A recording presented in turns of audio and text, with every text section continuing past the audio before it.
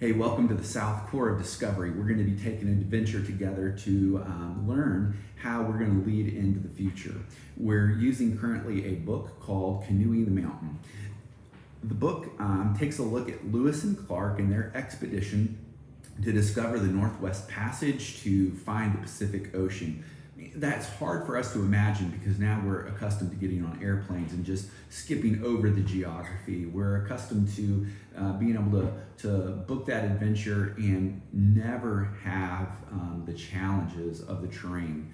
But the premise is there was something undiscovered at that point. They were going into a whole new territory.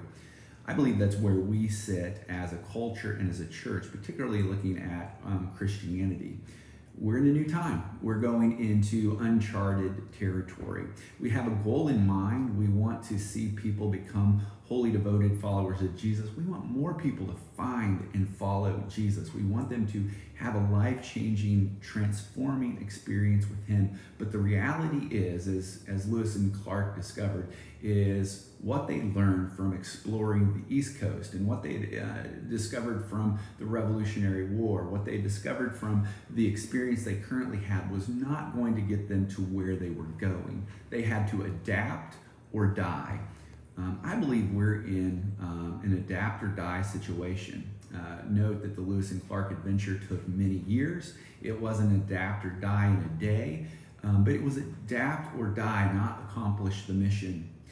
That's where we are. We have to adapt. To use a phrase from the book, the world in front of us is nothing like the world ahead of us. We have to become a missional movement.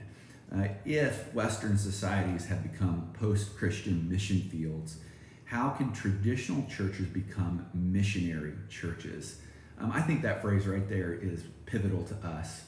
We have to transform from a traditional culture church that we grew up in, that we know, that we understand, and realize that our culture, Polk County, Lake Wales, Frostproof, Winter Haven, the surrounding areas that we influence are now missionary culture. We must live as missionaries and lead like missionaries right here.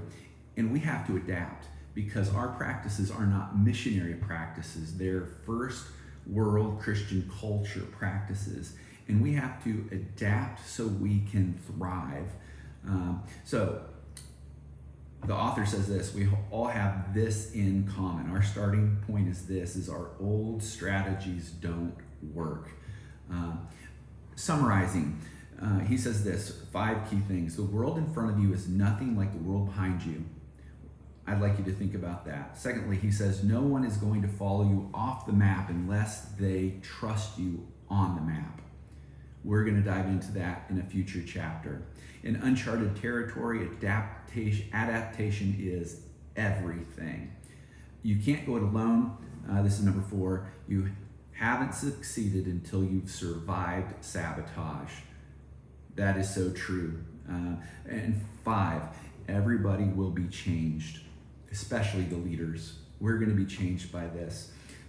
The author of the book, who is a pastor, professor, seminary vice president, in dealing with his church, said a consultant came in. Things were going pretty well for them, but they'd hit this kind of stale spot where things weren't moving forward. And the consultant gave 3 hard options. Number 1, do nothing and trust the church will bounce back. Some of us, as we're sitting here in our culture right now, we're saying, it's all going to bounce back. It's going to be okay. Second is for leaders to resign and say, just new leadership is needed. Or third is, I can learn to lead differently. Here's the deal. I think we're all in a spot where we're going to have to learn to lead differently, that we have to embrace an adventure mentality or die. I think for us, and I believe this for you, no matter what your role is in South Lake Wales Church of God, I think we cannot just sit by and think everything's going to bounce back. It's just going to happen. I don't think we can resign. We've got to be committed, and we have to lead differently. So we have to adapt so we can thrive. There's a difference as we're going forward in this missional mindset between the old practices of leadership as management or leadership as a missional movement. Management's about this, and this is what I fear we fall into sometimes. Management is about keeping promises to a constituency. Sometimes we think that's what we're here to do, preserve promises, preserve the way things are now. But leadership is about an organization fulfilling its mission and realizing its reason for being. We have a reason for being, and we have to embrace that, and everything has to be about the mission. It's not about our authority and just yelling at people and telling them this. It's about believing what can be and doing everything we can to believe it must be. He talks in the book about leadership is essential. It's the way of mobilizing people and energy to address tough challenges. Leadership is about personal and corporate transformation, and we transform under pressure. But we have to act a certain way. We have to learn through what we go through. Leaders are learners, and if we aren't really willing to lead and adapt, if we don't learn like that, we cannot lead into the future. So with all of that being said, adaptive changes are the true test of our leadership. How are we going to handle the pressures that come our way? This really means this is we have to get beyond the win-lose mentality into a win-win, push through it, endure mentality.